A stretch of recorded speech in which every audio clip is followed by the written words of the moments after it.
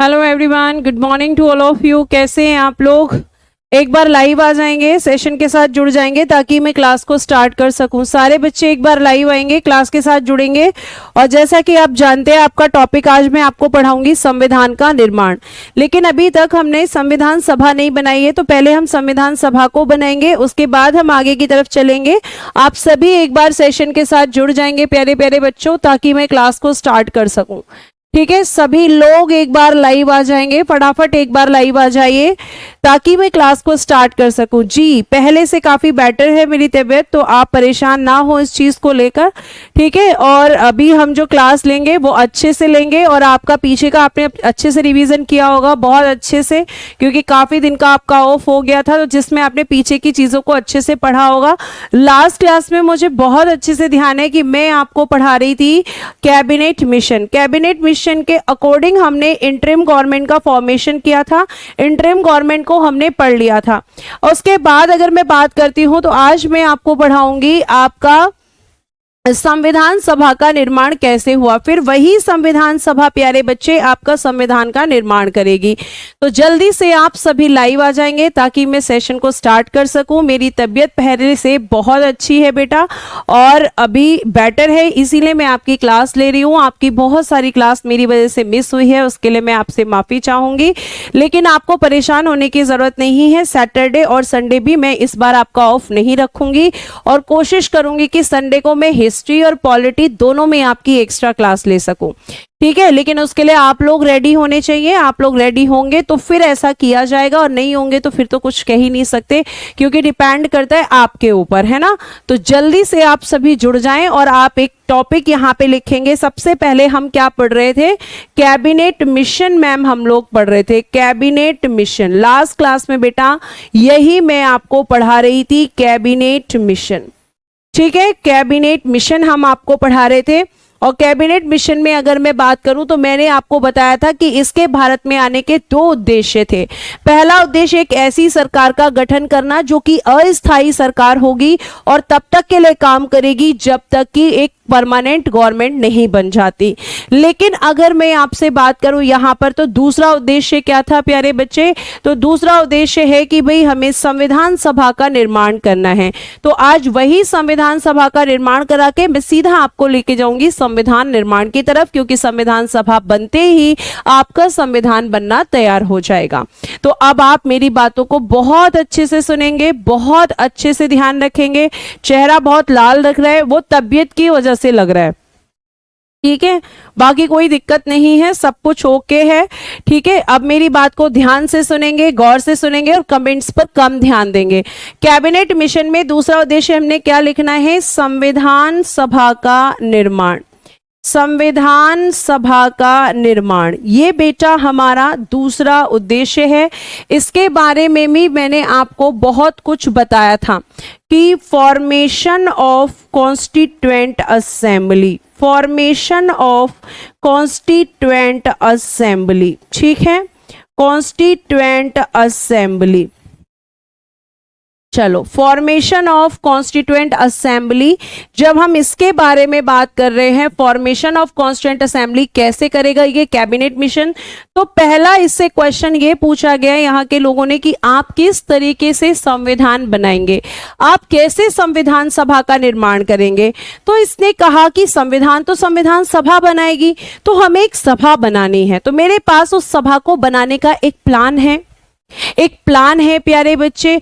और अगर मैं आपसे बात करूं यहाँ पे, तो इसने कहा कि संविधान सभा बनाने के लिए हम सबसे पहले क्या करेंगे? सबसे पहले एक हम जो है इलेक्शंस को कंडक्ट कराएंगे, यानी कि निर्वाचन करवाएंगे। ध्यान से सुन लीजिए, पहले मैं एक बार आपको अच्छे से बता देती हूं और फिर लिखकर बताऊंगी। तो इन्होंने कहा कैबिनेट मिशन ने कि हम इसके लिए इलेक्शंस कराएंगे, हम निर्वाचन कराएंगे। तो फिर लोगों ने पूछा कि आप जो है इलेक्शंस करवाएंगे, तो वो इलेक्शन कैसे होंगे? क्या आप डायरेक्ट इलेक्शंस करवाएंगे? तो इसने कहा कि नहीं, डायरेक्ट इलेक्शन नहीं करवाएंगे, हम लोग इनडायरेक्ट इलेक्शन करवाएंगे, हम अप्रत्यक्ष निर्वाचन करवाएंगे। यानी कि संविधान सभा का जो निर्माण हुआ उसके लिए कैसे इलेक्शंस हुए, ये क्वेश्चन एग्जाम में डायरेक्टली आता है। तो आप कहेंगे कि आपके में हमारे जो इलेक्शंस होंगे वो इनडायरेक्ट इलेक्शंस होंगे, और इनडायरेक्ट इलेक्शंस का मतलब सारे बच्चों को क्लास के अंदर पता है कि इनडायरेक्ट इलेक्शन मतलब अप्रत्यक्ष निर्वाचन, मतलब कि जनता वोट नहीं करेगी। जनता तो नहीं करेगी तो कौन वोट करेगा? मैंने आपको लास्ट क्लास में ही बताया था कि संविधान सभा के लिए कैसे इलेक्शन होंगे, इनडायरेक्ट इलेक्शन। इनडायरेक्ट इलेक्शन होंगे, यानी कि मैं आपसे कह सकती हूं अप्रत्यक्ष निर्वाचन होंगे। अप्रत्यक्ष निर्वाचन प्यारे बच्चे यहां पर करवाए जाएंगे आपकी कॉन्स्टिट्यूएंट असेंबली के लिए, आपकी संविधान सभा के लिए। ठीक है, इनडायरेक्ट इलेक्शंस होंगे।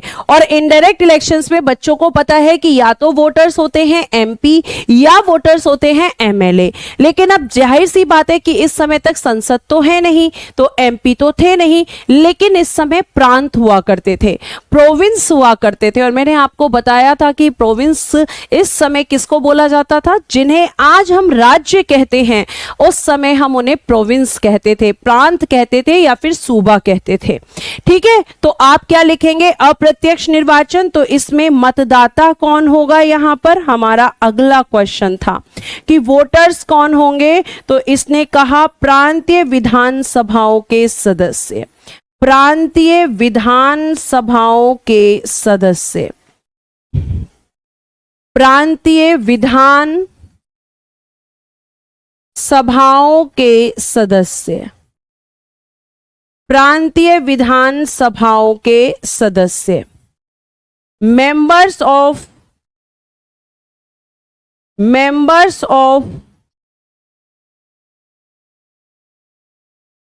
लेजिस्लेटिव असेंबली,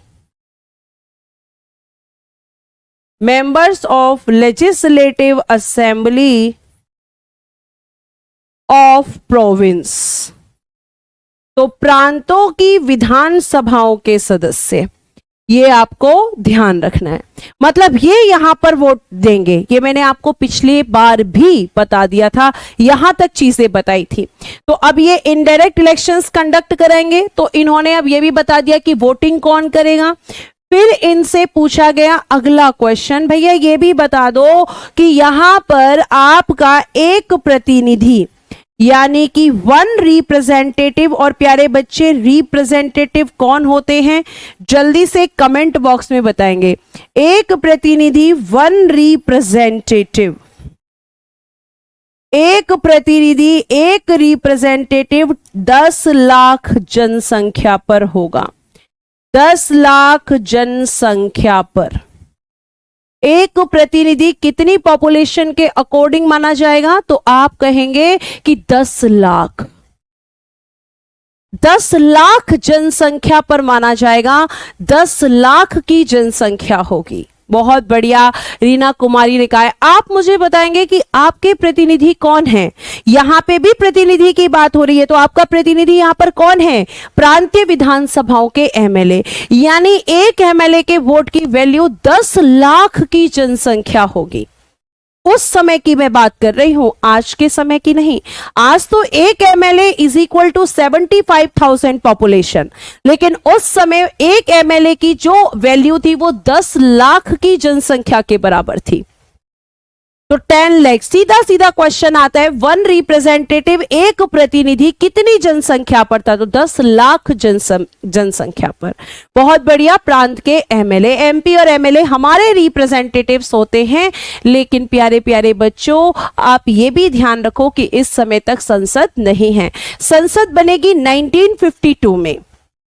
हमारे पास इस समय केवल एमएलएज अवेलेबल हैं। तो वही एमएलए में एक एमएलए की वैल्यू कितनी है? 10 लाख की जनसंख्या पर है। ठीक है, उसके बाद आपसे अगला क्वेश्चन ये पूछा जाएगा कि उस समय की जो जनसंख्या थी उसके अकॉर्डिंग जब संविधान सभा के इलेक्शन हो रहे थे तो कितनी सीटें थी टोटल, मतलब इलेक्शन कितनी सीटों पर हुए। बेटा हमेशा आप एक चीज को ध्यान रखेंगे और मेरी बात को बहुत अच्छे से सुनेंगे, एकदम ध्यान से सुनिए। कभी भी अगर इलेक्शंस होते हैं, कभी भी निर्वाचन होते हैं, जैसे आज के समय में अभी आपकी 18वीं लोकसभा के इलेक्शंस कंडक्ट कराए गए थे, तो इलेक्शन हमेशा सीटों पर होते हैं। और आपको पता है कि वर्तमान में लोकसभा में सीटों की संख्या 545 लेकिन सदस्यों की संख्या 543 है। तो ये जो सीटें निकल कर आती हैं या फिर जो सदस्य निकल कर आते हैं मैम, ये किस बेस पर निकल कर आते हैं? तो जनसंख्या के आधार पर। कितने प्रांत थे सूरज? 11 प्रांत थे उस समय। मैं आपको पहले ही बता चुकी हूं ये चीज, ठीक है। तो आप क्या कहेंगे? तीसरा क्वेश्चन क्या था कि कितनी सीटें होंगी? तो आप लिखेंगे थर्ड पॉइंट में 389 सीटें, यानी कि टोटल सीट्स कितनी है? टोटल सीट्स आप कहेंगे 389। और बेटा सीटों की संख्या हमेशा जनसंख्या के आधार पर निर्धारित होती है। देखिए लिख दीजिए, मैं यहां पे लिख देती हूं इस पॉइंट को। सीटों की संख्या, सीटों की संख्या, सीटों की संख्या, number of seats, number of seats, सीटों की संख्या, नंबर ऑफ सीट्स जनसंख्या के आधार पर, जनसंख्या के आधार पर निर्धारित, पर निर्धारित होती है। यानी कि जितनी आपकी कंट्री में पॉपुलेशन है उसके अकॉर्डिंग सीट्स निकलती हैं, और इस समय जितनी पॉपुलेशन थी उसके अकॉर्डिंग सीटों की संख्या कितनी निकल कर आई थी प्यारे प्यारे बच्चों? 389, यानी 389 सीट्स उस समय निकली थी। जो जनसंख्या थी, निकाला पहले कि एक प्रतिनिधि 10 लाख की जनसंख्या पर, यानी 389 सीट्स पॉपुलेशन के अकॉर्डिंग हम डिसाइड कर सकते हैं। और एक और चीज लिख लेना, सीटों का विभाजन भी, यही लिख रही हूं मैं, आपको सारे बेसिक पॉइंट बता रही हूं। सीटों का विभाजन भी, सीटों का विभाजन, division of seats, division of seats, सीटों का विभाजन, ठीक है। यह भी किस आधार पे होता है? जनसंख्या के आधार पर, जनसंख्या के आधार पर, based on population, based on population. क्योंकि सीटें बढ़ती है ना, जैसे लोकसभा का इलेक्शन हुआ तो पूरे भारत में सीटें आपकी जो है बढ़ी, तो ऐसे ही उस टाइम बहुत सारे बच्चे सीटें बांट कर दिखा रहे हैं मुझे, जैसे काजल गर्ल ने बोला है। मैं अश्विनी ओझा ने कहा है कि मैम प्रेजेंट में 1971 की पॉपुलेशन पर आधारित है। बिल्कुल मैं आपकी इस बात से सहमत हूं कि आपके देश में आज तक जो सीटें डिसाइड होती हैं वो 1971 की जनगणना के आधार पर होती हैं। बिल्कुल सही बोल रहे हैं आप लोग, ठीक है। अब ध्यान से सुनिएगा, ठीक। देखो बेटा अगर हम आगे बात करते हैं तो देखिएगा यहां पर आपको और भी बात मैं यहां पे बताऊंगी, और मेरी बातों को ध्यान से सुनना। अब ये इलेक्शंस कंडक्ट कराने हैं, तो इलेक्शंस कंडक्ट कराने के लिए क्या करना पड़ेगा? सबसे पहले जितने भी आपके उस समय प्रांत हैं या फिर जो देसी रियासतें हैं या फिर उस समय जो भी आपके चीफ कमिश्नरी प्रांत हैं, उन सब में हमें इन्हें डिवाइड करना पड़ेगा। जैसे आज के समय अगर लोकसभा का इलेक्शन हुआ तो मुझे यूपी में सीट देनी होंगी, मुझे एमपी में सीट देनी होंगी, मुझे बिहार में सीट देनी होंगी। तो मैम यूपी में कितनी सीट दोगी, बिहार में कितनी सीट दोगी? तो बेटा ये मैं डिसाइड नहीं करूंगी, ये डिसाइड करेगी पॉपुलेशन। ये कौन डिसाइड करेगा? पॉपुलेशन डिसाइड करता है। तो उस टाइम की जो पॉपुलेशन थी वो कहां कहां रहती थी? अब हम क्या करेंगे? इन सीटों का डिवीजन करेंगे। लिखिएगा जरा, डिवीजन, डिवीजन ऑफ सीट्स, सीटों का विभाजन, सीटों का विभाजन। और बेटा जब सीटों का विभाजन होगा तो उस समय का भारत, मैंने आपको कई बार बताया है कि इस समय के भारत में कौन कौन थे, तो आप कहेंगे कि ब्रिटिश प्रांत। अभी मैंने बताए कितने थे? 11। ठीक है, ब्रिटिश प्रोविंस, ब्रिटिश प्रोविंस। इनको कितनी सीटें दी गई? तो इनको दी गई 292 सीट्स, 292 सीटें इनको दी गई, 292 सीट्स। सीट्स में यहां लिख देती हूं, दिख नहीं रहा है, सीट्स। फिर आपके थे चीफ कमिश्नरी प्रांत, चीफ कमिश्नरी प्रांत, चीफ कमिश्नरी प्रोविंस।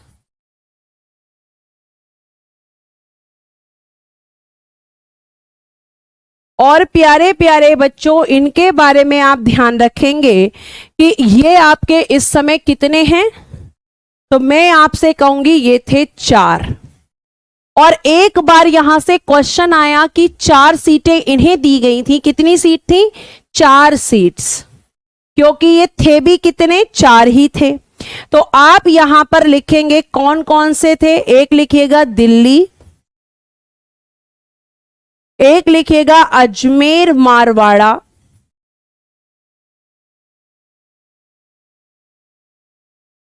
ठीक है, कुर्ग, और प्यारे बच्चे बलूचिस्तान।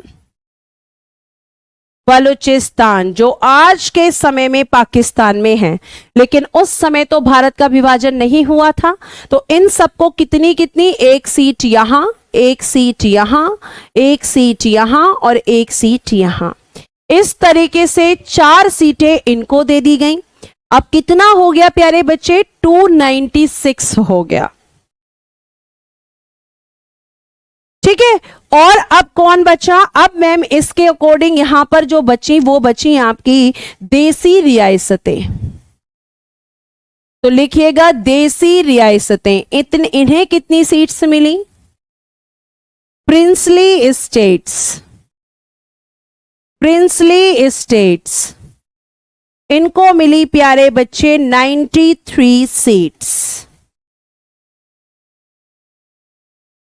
और ये सब किसकी वजह से? पॉपुलेशन की वजह से।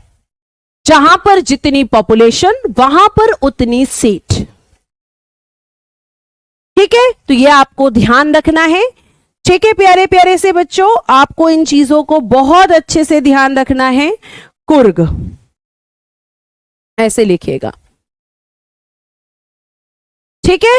ये सारी चीजें आपको समझ में आई? यहां तक समझ में आया? एक बार थम्स अप करेंगे। देखो बेटा, इसमें हिस्ट्री आप पढ़ रहे हो थोड़ा सा, क्योंकि ये पॉलिटी है। तो बहुत सारे बच्चों ने कमेंट किया है कि पॉलिटी में हिस्ट्री पढ़ रहे हैं हम। पढ़ना पड़ेगा, क्योंकि इतिहास ने ही आपको ये आपकी संविधान दिया है। भाई संविधान के लिए किसने लड़ाई लड़ी है? आपके फ्रीडम फाइटर्स ने, स्वतंत्रता सेनानियों ने लड़ाई लड़ी है, और उसके बाद ही तो संविधान आया है। तो ये संविधान ऐसे ही थोड़ी आ गया। पहले तो संविधान सभा बनानी पड़ी। अब वो किसने बनाई? तो मैंने आपको बताया, कैबिनेट मिशन बना रहा है यहां पर। अब ये सारी की सारी सीटें, देसी रियासतें 93 सीट्स इनको अभी मिली थी, ठीक है। ये आपको ध्यान रखना है। सबका थम्स अप आया है, इसका मतलब सबको बातें समझ में आ गई हैं। तो अब हम आगे की तरफ बढ़ेंगे। आप अच्छे से जानते हैं डिवीजन तो हो गया, ये अपनी तरफ से सारी चीजें कर रहे थे, लेकिन देसी रियासतें कहेंगी, देसी रियासतें क्या कहेंगी? देसी रियासतें कहेंगी कि हमें कोई संविधान सभा नहीं चाहिए, हम किसी संविधान सभा के इलेक्शन में भाग नहीं लेंगे, हमें तो स्वतंत्र रहना है, हमें इंडिपेंडेंट रहना है, और इसलिए हम इन निर्वाचनों का बहिष्कार करते हैं। तो आप अगली लाइन क्या लिखेंगे? लिखेंगे निर्वाचन के संपन्न होने से, निर्वाचन के संपन्न होने से पूर्व, निर्वाचन के संपन्न होने से पूर्व देसी रियासतों ने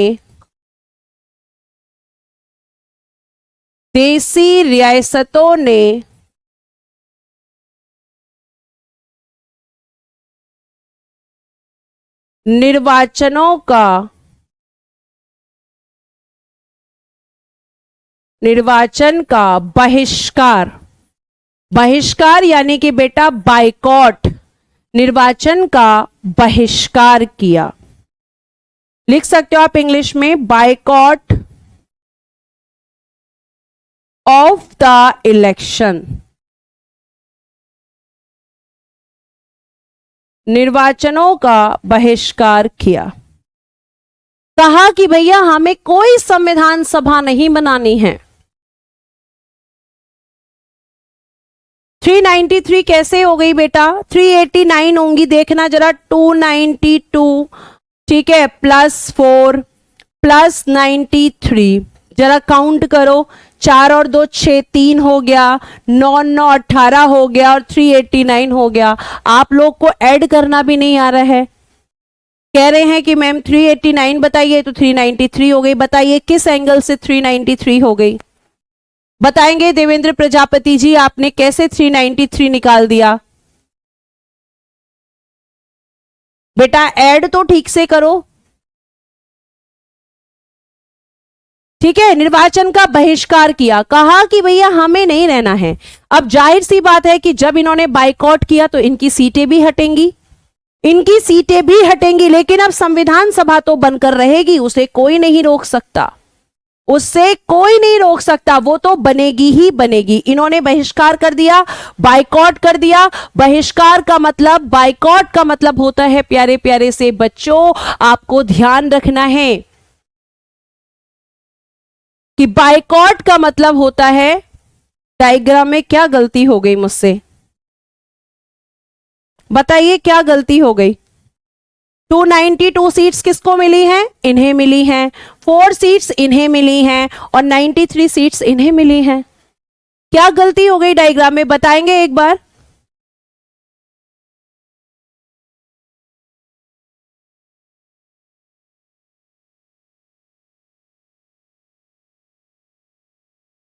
डायग्राम बिल्कुल ठीक है बेटा,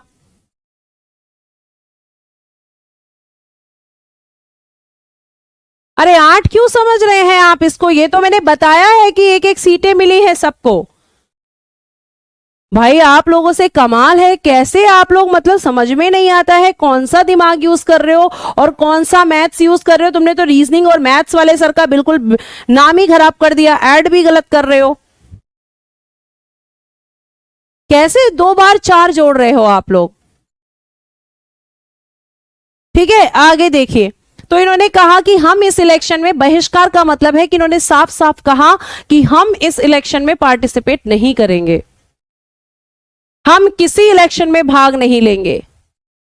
ठीक है, उसके बाद प्यारे बच्चे आगे की तरफ देखेंगे आप, यहां पे इन्होंने बहिष्कार किया। बहिष्कार के बाद भी अब देखना आगे क्या होगा। क्या हुआ? जुलाई अगस्त 1946 में संविधान सभा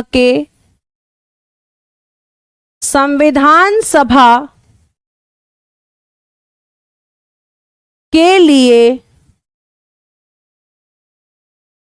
निर्वाचन संपन्न कराए गए। ठीक है, अब जाहिर सी बात है आप मुझसे जरूर पूछेंगे कि अब यहां निर्वाचन कितनी सीटों पर हुआ है, तो आप लिखेंगे कितनी सीटों पर होगा। अब सीट्स हो जाएंगी आपकी 296 सीटों पर निर्वाचन। क्यों होगा? क्योंकि 93 को आप माइनस कर दोगे। इनकी जो 93 सीट्स थी, आपकी जो देसी रियासतें हैं, इन्हें जो 93 सीट्स दी गई थी, अब ये 93 सीट्स यहां से कट हो जाएंगी, क्योंकि इन्होंने कहा कि हमें भाग लेना ही नहीं है। तो इनकी 93 सीट माइनस हो गई, तो कितनी बची? 292 + 4, 292 + 4। इन सीटों पर इलेक्शन हो गया। अब आप अच्छे से जानते हैं इलेक्शन होता है, और इलेक्शन के बाद क्या होता है? इलेक्शन के बाद मैम रिजल्ट आता है, एग्जाम के बाद मैम रिजल्ट आता है। और प्यारे प्यारे से बच्चों अब क्या होगा? निर्वाचन के परिणाम की घोषणा। लिखिएगा, निर्वाचन के पश्चात, निर्वाचन के पश्चात, आफ्टर इलेक्शन, निर्वाचन के पश्चात निर्वाचन के परिणाम की घोषणा, निर्वाचन के परिणाम की घोषणा,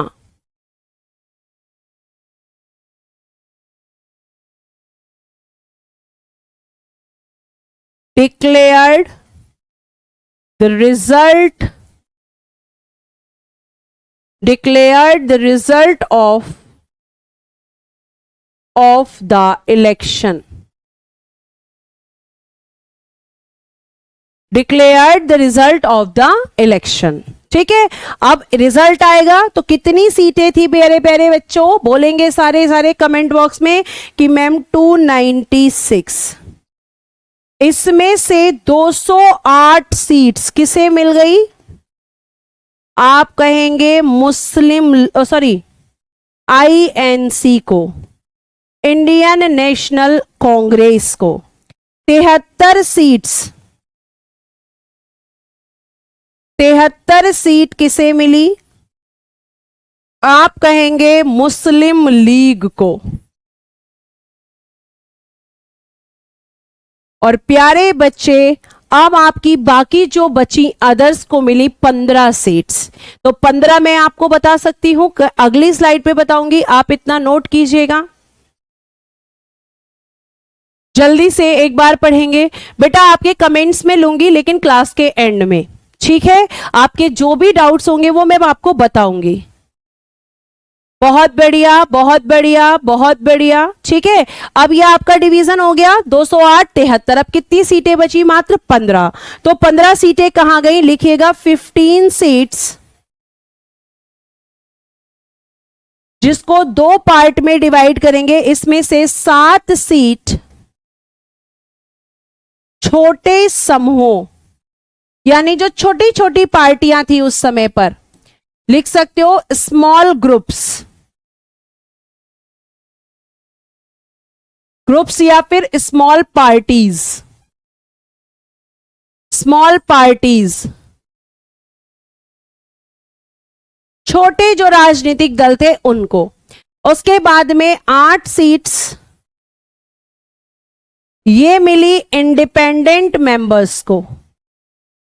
इंडिपेंडेंट मेंबर्स यानी कि जो किसी भी पार्टी से नहीं होते, जो किसी भी राजनीतिक दल का हिस्सा नहीं होते। तो आप क्या लिखेंगे यहां? निर्दलीय सदस्य। और प्यारे बच्चे, निर्दलीय सदस्य कौन होते हैं? इंडिपेंडेंट मेंबर कौन होते हैं? जो किसी भी राजनीतिक पार्टी से नहीं होते, लेकिन जनता उन्हें इतना पसंद करती है, इतना पसंद करती है, जिसकी वजह से वो अकेले बिना किसी पार्टी के इलेक्शन लड़ पाते हैं। उसे हम इंडिपेंडेंट मेंबर यानी इंडिपेंडेंट मेंबर, निर्दलीय सदस्य कहते हैं। तो इस तरीके से प्यारे प्यारे बच्चों क्या हो गया? आपकी सीटों का डिवीजन हो गया। अब आप यहां पे लिख लेंगे सारी चीजों को, और ये 15 सीट्स अगर आपकी कॉपी पे जगह बच रही है तो आप यहीं लिख लेंगे।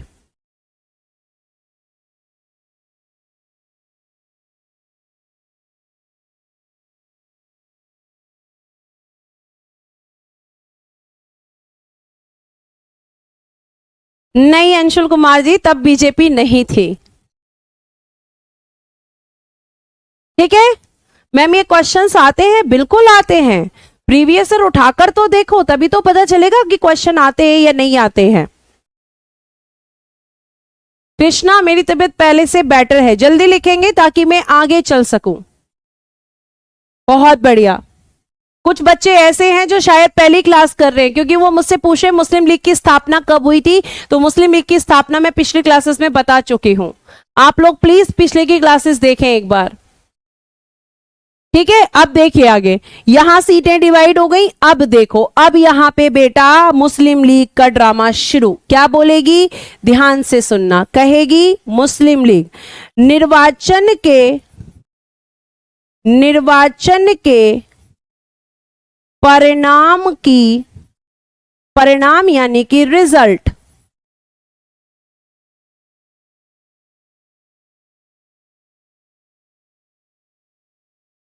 परिणाम की घोषणा के पश्चात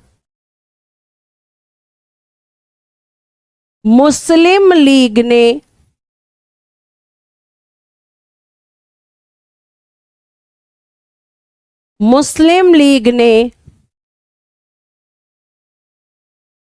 निर्वाचन का बहिष्कार यानी कि बायकॉट, बहिष्कार किया। जैसे ही रिजल्ट आया और उसमें मुस्लिम लीग की हार हुई तो बोलती है मैं कोई इलेक्शन नहीं मानती, ये सारे इलेक्शन बेकार हैं, इनमें धांधलीबाजी हुई है। जैसे बीजेपी जीती है तो कांग्रेस बोलती है कि इलेक्शन सही नहीं हुए हैं, इलेक्शन में करप्शन हुआ है, भ्रष्टाचार हुआ है। तो मुस्लिम लीग भी क्या कह रही है, मैं इन इलेक्शंस को नहीं मानती हूं। क्यों नहीं मान रही है? क्योंकि मुस्लिम लीग ने इसलिए नहीं मान रही है क्योंकि यहां पे आईएनसी का वेटेज उसे ज्यादा दिख रहा है। मुस्लिम लीग ने जब इन निर्वाचनों में पार्टिसिपेट किया था तो उसे लगा था कि अगर इस इलेक्शन में मैं जीतूंगी तो फिर मैं अपने हिसाब से संविधान बनाऊंगी। लेकिन मुस्लिम लीग यहां पर हारती हुई दिख रही है और यहां पे सबसे ज्यादा सीटें प्यारे बच्चे किसको मिली हैं? आईएनसी को। इंडियन नेशनल कांग्रेस, भारतीय राष्ट्रीय कांग्रेस को प्यारे बच्चे यहां सबसे ज्यादा सीटें मिली हैं और मुस्लिम लीग कह रही है कि मैं ये इलेक्शन नहीं मानती हूं, मैं इन इलेक्शंस का बहिष्कार करती हूं, मुझे तो भारत से अलग सिर्फ और सिर्फ अब एक ही चीज चाहिए और उसका नाम है पाकिस्तान। आप मुझे वो दो, उसके अलावा मुझे कुछ नहीं चाहिए, मैं कोई संविधान सभा, कोई संविधान मानने वालों में से नहीं हूं। उसने साफ साफ बहिष्कार कर दिया। आप ध्यान रखिएगा। रामकिशोर जी, आपको जन्मदिन की बहुत सारी शुभकामनाएं। आपको मेरी तरफ से भी और हमारे पूरे आरडब्ल्यूए परिवार की तरफ से भी आप अपने जीवन में, हम यही विश करेंगे सभी लोग कि हमेशा तरक्की पाएं। जितने भी बच्चे यहां पर हैं वो सभी प्यारे बच्चों सिलेक्शन लें और हमारे पास आए, इससे बड़ी खुशी हमारे लिए नहीं होगी।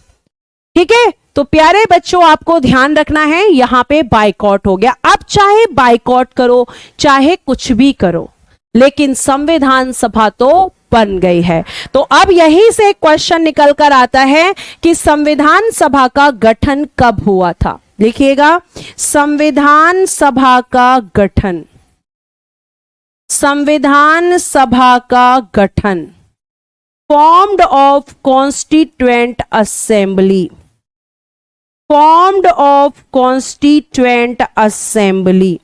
आपके इलेक्शन के बाद आपकी संविधान सभा का गठन हुआ और प्यारे बच्चे इस संविधान सभा का गठन हुआ 6 दिसंबर 1946, 6 ऑफ दिसंबर 1946। ये आपको ध्यान रखना है। ठीक है, संविधान सभा का गठन किस दिन हुआ? 6 दिसंबर 1946 को प्यारे प्यारे बच्चों संविधान सभा का गठन हो गया, यानी कि आपकी संविधान सभा बनकर तैयार हो गई। और संविधान सभा जब बन गई है तो अब क्या करेगी? संविधान का निर्माण। तो आपकी संविधान सभा प्यारे बच्चे यहां बन गई है। अब मैं अगला चैप्टर आपका स्टार्ट करने जा रही हूं, संविधान का निर्माण। जल्दी से नोट डाउन करेंगे और नोट करके मुझे बताएंगे कि मैम नोट हो चुका है, ताकि मैं आपका अगला चैप्टर स्टार्ट करूं, जो कि आज का आपका टॉपिक भी है, संविधान का निर्माण। फॉर्मेशन ऑफ इंडियन कॉन्स्टिट्यूशन, भारतीय संविधान का निर्माण हम यहां पे पढ़ेंगे।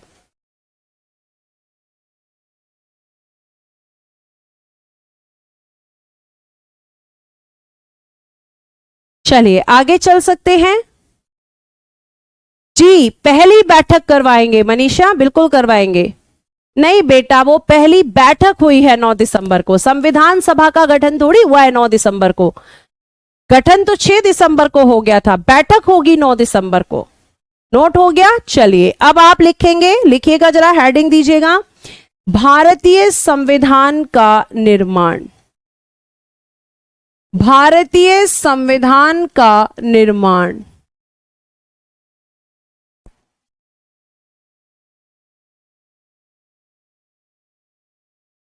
Formation of Indian constitution.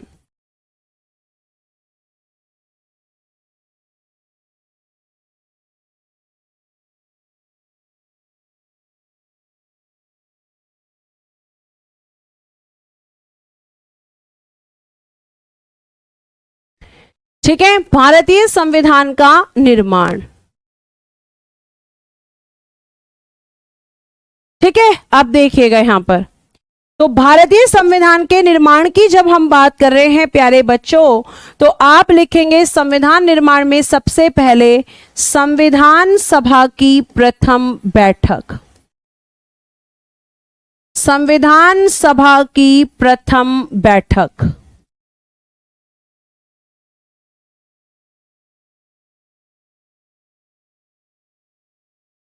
First meeting of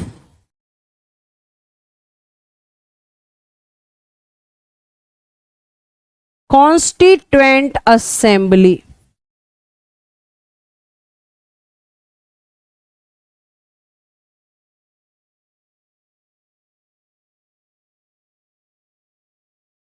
ठीक है, संविधान सभा की प्रथम बैठक। और संविधान सभा की जो प्रथम बैठक हो रही है वो होगी 9 दिसंबर 1946। मैम बैठक क्यों हो रही है? क्योंकि बेटा बैठक में ही डिसाइड होगा कि आपका संविधान कैसे बनेगा, कैसे आपके संविधान को बनाया जाएगा, क्या चीजें रखी जाएंगी, क्या नहीं रखी जाएंगी, ये सब आपको यहां पर बताया जाएगा। ठीक है, अब ध्यान से सुनो, पहली बैठक हुई है और पहली बैठक में आपको मैं बताऊं 6 दिसंबर को संविधान सभा का गठन हुआ और 9 दिसंबर को बैठक हो गई। तो प्यारे बच्चे आपको ध्यान रखना है, कोई भी मीटिंग होती है तो उसमें एक अध्यक्ष होते हैं। तो बच्चों का क्वेश्चन होगा कि अध्यक्ष कौन होगा, चेयरमैन कौन होगा। फिर आपको बताया जाएगा कि भैया इस बैठक का स्थान क्या था, प्लेस क्या था, कहां पर हुई थी ये बैठक। ठीक है, आपका ये क्वेश्चन भी होना चाहिए। उसके बाद इस बैठक में कुल कितने सदस्य थे, कुल सदस्य, टोटल मेंबर्स, टोटल मेंबर्स, कुल सदस्य। उसके बाद आपको बताया जाएगा यहां पर कि आपके जो अध्यक्ष हैं वो इतनी 3 दिन बाद ही मीटिंग हो गई और इसलिए इतनी जल्दबाजी में ये तय ही नहीं हो पाया, ये तय ही नहीं हो पाया प्यारे प्यारे बच्चों की अध्यक्ष कौन बनेगा। तो फिर यहां पे एक व्यक्ति जिनका नाम है आचार्य जेबी कृपलानी, जो कि संविधान सभा के सदस्य थे, तो उन्होंने ये कहा कि हमें इसमें अध्यक्ष बनाना चाहिए। अभी एक अस्थायी अध्यक्ष हम बना देते हैं क्योंकि बिना अध्यक्ष के ये मीटिंग नहीं हो सकती। तो आचार्य जेबी कृपलानी ने कहा कि सबसे सीनियर मेंबर को बना दो, और उस समय आपके संविधान सभा में सबसे सीनियर मेंबर थे डॉक्टर सच्चिदानंद सिन्हा जी। तो आपके अध्यक्ष तो बनेंगे लेकिन प्यारे बच्चे ध्यान रखना अस्थायी होंगे, यानी हम कह सकते हैं कि आपके टेम्पररी होंगे। आप टेम्पररी भी लिख सकते हो या आप एडहॉक चेयरमैन भी लिख सकते हो कि ये अस्थायी हैं, स्थायी नहीं है। सिर्फ इस मीटिंग के लिए हम इनको बना रहे हैं और इनका नाम है डॉक्टर सच्चिदानंद सिन्हा। डॉक्टर सच्चिदानंद सिन्हा। और प्यारे बच्चों किसके कहने पर बनाए गए? आचार्य जेबी कृपलानी के कहने पर। आचार्य जेबी कृपलानी के कहने पर।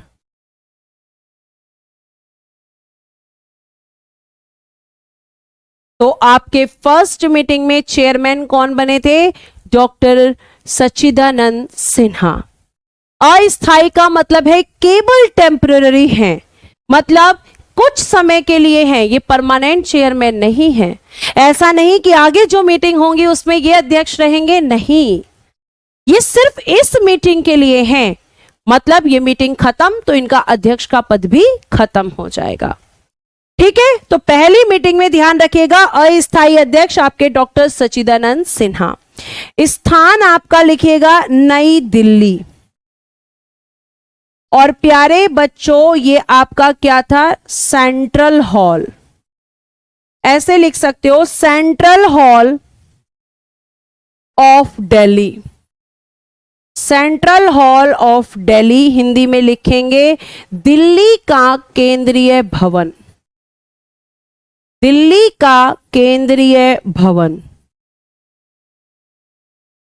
यानी आप कह सकते हैं कि आज जिसे आप संसद कह रहे हैं उस समय हम उसे सेंट्रल हॉल कहते थे, उस समय हम उसे केंद्रीय भवन कहते थे। तो दिल्ली के केंद्रीय भवन में प्यारे प्यारे बच्चों आपकी ये बैठक हुई। और इस बैठक में सदस्य कितने आए थे? टोटल मेंबर्स कितने आए थे? तो आप लिखेंगे 211 सदस्य। 211 सदस्य, यानी कि 211 सदस्यों ने इस मीटिंग में भाग लिया था। कहीं कहीं पर यह संख्या 208 है।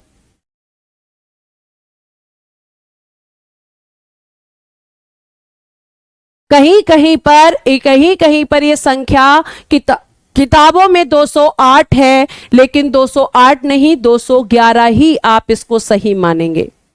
208 नहीं 211 इसका सही उत्तर होगा, यह आपको ध्यान रखना है।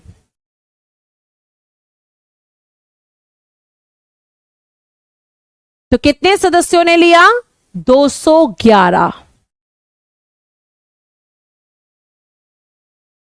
ठीक है, चलिए आगे चल सकते हैं। फटाफट आप नोट करेंगे। बहुत सारे बच्चों का एक कॉमन क्वेश्चन होता है कि क्या हमें अदर बुक पढ़नी पड़ेगी? तो बेटा हिस्ट्री और पॉलिटी में अगर आप नोट्स पढ़ लेते हो और प्रीवियस ईयर क्वेश्चन को फॉलो कर लेते हो तो कुछ आपको पढ़ने की जरूरत नहीं है। मैं अपने सब्जेक्ट की गारंटी ले सकती हूं कि आपको क्लास नोट्स के अलावा कोई नोट्स पढ़ने की जरूरत नहीं है। आप केवल क्लास नोट्स को पढ़कर और प्रीवियस ईयर क्वेश्चंस को लगाकर ही आप अपना काम कर सकते हो।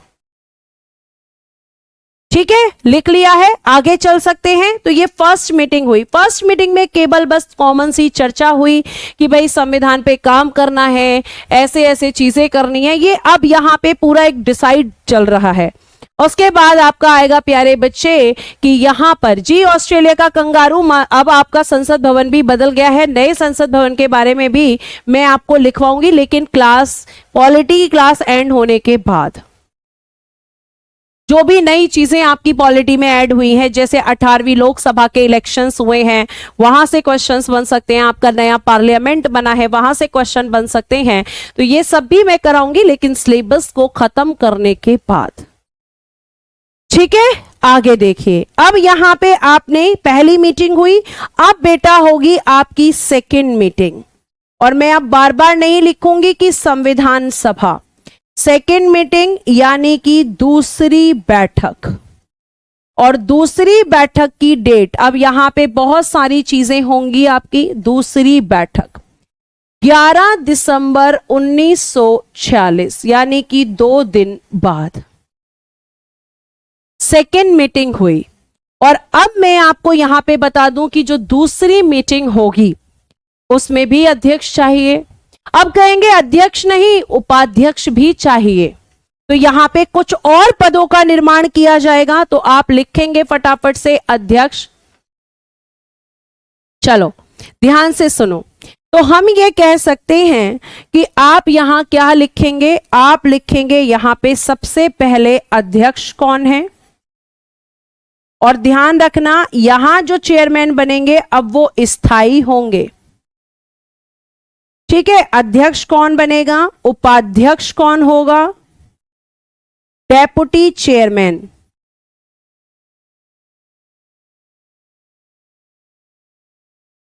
और प्यारे बच्चे, आपसे पूछा जाएगा कि संवैधानिक सलाहकार कौन था?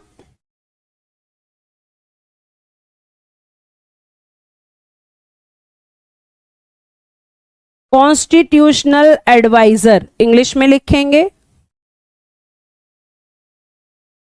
Constitutional adviser.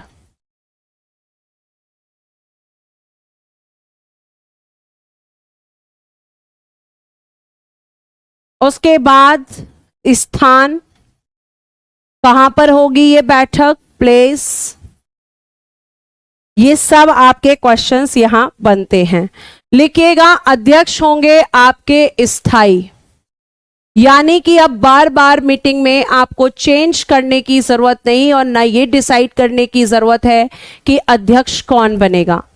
एक व्यक्ति जिनका नाम है डॉक्टर राजेंद्र प्रसाद, वो आपके प्यारे बच्चे परमानेंट अध्यक्ष बन गए, यानी कि अब संविधान सभा की जितनी बैठक होंगी, अब संविधान सभा की जितनी भी बैठकें होंगी, उन सब में एक ही अध्यक्ष होंगे जिनका नाम है डॉक्टर राजेंद्र प्रसाद। तो लिख दीजिएगा, स्थायी अध्यक्ष कौन है प्यारे बच्चे? डॉक्टर राजेंद्र प्रसाद, डॉक्टर राजेंद्र प्रसाद, ये स्थायी अध्यक्ष हैं। उसके बाद उपाध्यक्ष यहां पे दो लोग बने थे, जिसमें से एक हैं आपके H.C. मुखर्जी,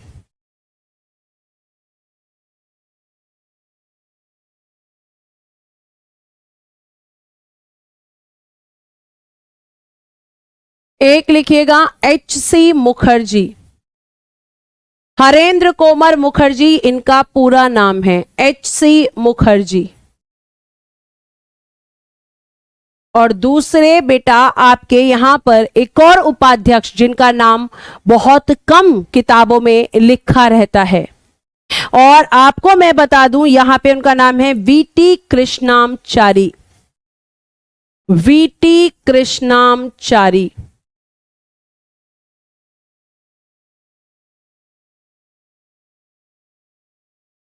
ये आपके दो उपाध्यक्ष थे, ठीक है जी। हाँ बेटा, डॉक्टर राजेंद्र प्रसाद आपके फर्स्ट प्रेसिडेंट ऑफ इंडिया भी थे, बिल्कुल सही है कांक्षा मिश्रा जी। डॉक्टर राजेंद्र प्रसाद आपके बिहार से थे, बिल्कुल सही बोल रहे हैं आप लोग, बहुत बढ़िया। शिवा ने लिखा है संवैधानिक सलाहकार मैम B.N. राव, बहुत बढ़िया शिवा, B.N. राव, बेनेगल नरसिंह राव, इन्हें कॉन्स्टिट्यूशनल एडवाइजर। और बेटा स्थान आपका रहेगा सेम, जितनी भी संविधान सभा की बैठकें होंगी सारी की सारी सेंट्रल हॉल ऑफ दिल्ली में होंगी।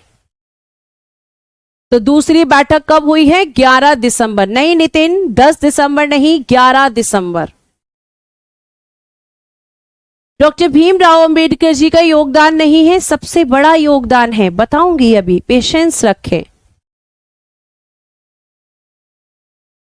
ठीक है। अधिनियम प्यारे बच्चे मनोज पंडित मैं हिस्ट्री के साथ आपको पढ़ाऊंगी, टेंशन मत लीजिए, ठीक। सेकेंड मीटिंग हो गई, अब बेटा होगी आपकी थर्ड मीटिंग, और यहीं से शुरुआत होगी आपकी तेजी से संविधान निर्माण की थर्ड मीटिंग के बाद। तो लिखिएगा थर्ड मीटिंग, तीसरी बैठक, तीसरी बैठक। और थर्ड मीटिंग आपकी हुई है 13th of December 1946, 13 दिसंबर 1946। और प्यारे बच्चे ये जो थर्ड मीटिंग हुई है इसमें लिखिएगा, इस बैठक का आरंभ, इस बैठक का आरंभ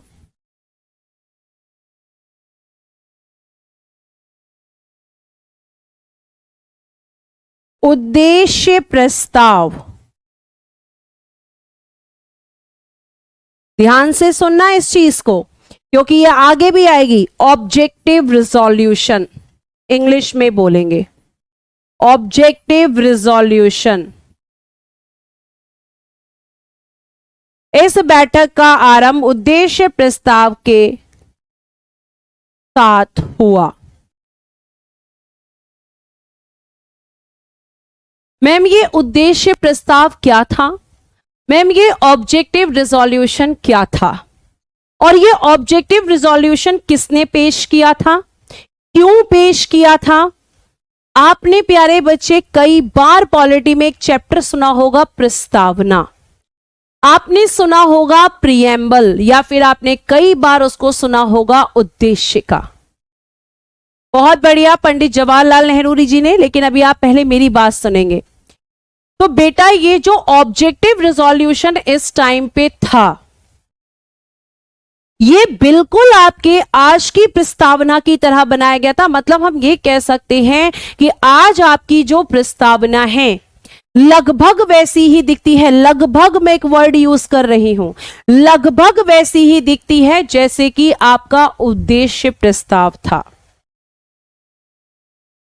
लगभग ऐसी है प्यारे बच्चे।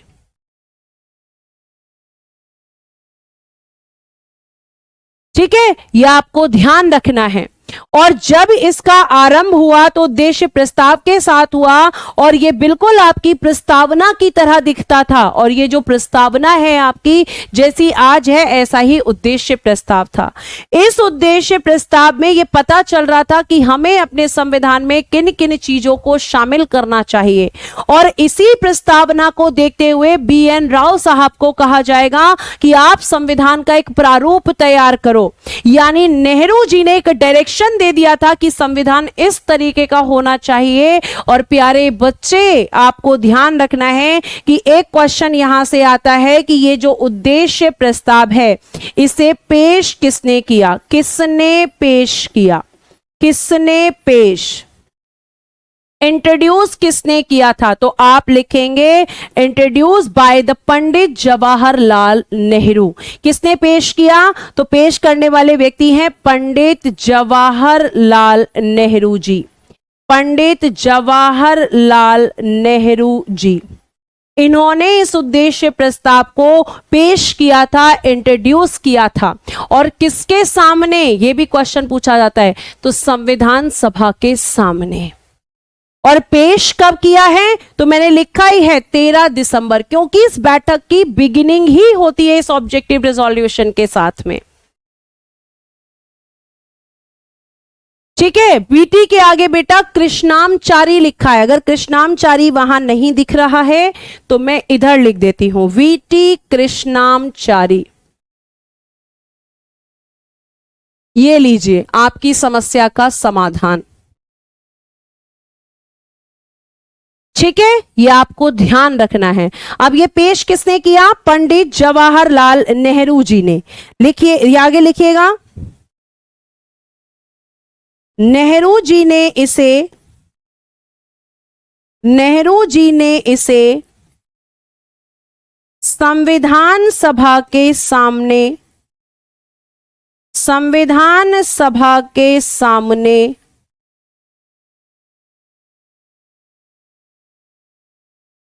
पेश किया।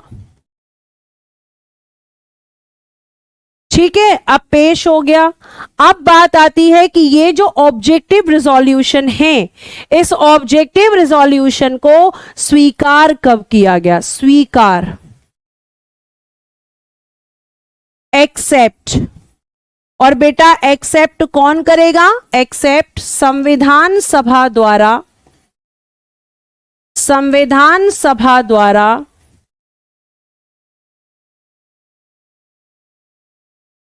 इसे 22 जनवरी 1947 को स्वीकार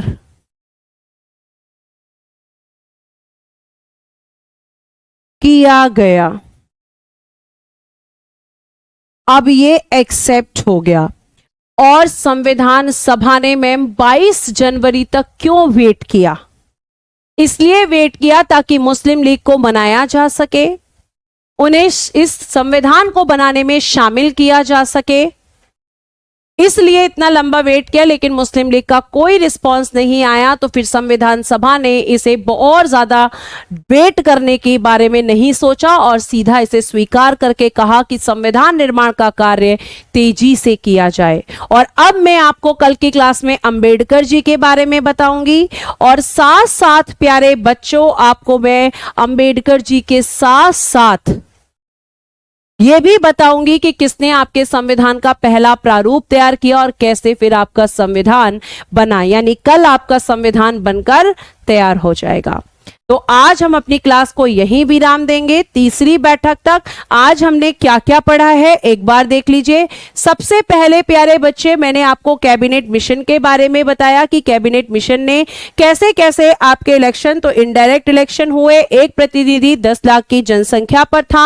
उसके बाद आपकी यहाँ पे 389 सीटों पर इलेक्शन होने थे, सीटों को डिवाइड कर दिया गया आपके ब्रिटिश प्रांत, चीफ कमिश्नरी प्रांत और देसी रियासतों के बीच। लेकिन फिर आगे चलकर देसी रियासतों ने बहिष्कार किया। 296 सीटों पर निर्वाचन हुए, जिसमें निर्वाचन के परिणाम की घोषणा में आईएनसी को 208, मुस्लिम लीग को 73 और 15 सीटें छोटे समूहों और 8 सीटें निर्दलीय सदस्यों को मिली थी। उसके बाद निर्वाचन के परिणाम की घोषणा के बाद आपकी मुस्लिम लीग ने कहा कि हम इस इलेक्शन को नहीं मानते हैं और उसने इलेक्शन का बहिष्कार करना शुरू किया। आपकी संविधान सभा का गठन 6 दिसंबर को हो गया। उसके बाद संविधान सभा की पहली बैठक, जिसमें अस्थायी अध्यक्ष डॉक्टर सच्चिदानंद सिन्हा को आचार्य जेबी कृपलानी के कहने पर बनाया गया। इसका स्थान नई दिल्ली सेंट्रल हॉल था और इसमें कुल सदस्यों ने 211 सदस्यों ने भाग लिया। उसके बाद आपके संविधान सभा की दूसरी बैठक, जिसमें स्थायी अध्यक्ष और उपाध्यक्ष को चुना गया, साथ साथ एक कॉन्स्टिट्यूशनल एडवाइजर संवैधानिक सलाहकार BN राव को चुना गया और स्थान यहां पर सेम था। तीसरी बैठक आपके उद्देश्य प्रस्ताव के साथ शुरू हुई। यह उद्देश्य प्रस्ताव पंडित जवाहरलाल नेहरू ने संविधान सभा के सामने पेश किया और संविधान सभा ने इसमें प्यारे बच्चे 22 जनवरी 1947 को इसे स्वीकार कर लिया। तो आज हमने ये सारी चीजें पढ़ी हैं। नहीं, आपका अक्षु कमेंट गलत है और आप उसके बाद गुस्सा करके दिखा रहे हैं, एक बार जाकर आप चेक कीजिएगा, ठीक है। तो आज प्यारे बच्चे हम क्लास को यहीं विराम देते हैं। शाम को मिलते हैं हिस्ट्री की क्लास में। आपका हिस्ट्री में चल रहा है मुगल वंश, वहीं से हम अपनी क्लास को स्टार्ट करेंगे और जल्दी से हम मुगल वंश खत्म करके अब पहुंचेंगे आधुनिक इतिहास की तरफ। तो आज के लिए आपका बहुत बहुत धन्यवाद। राधे राधे, राम राम, जय हिंद, जय भारत, बाय बाय।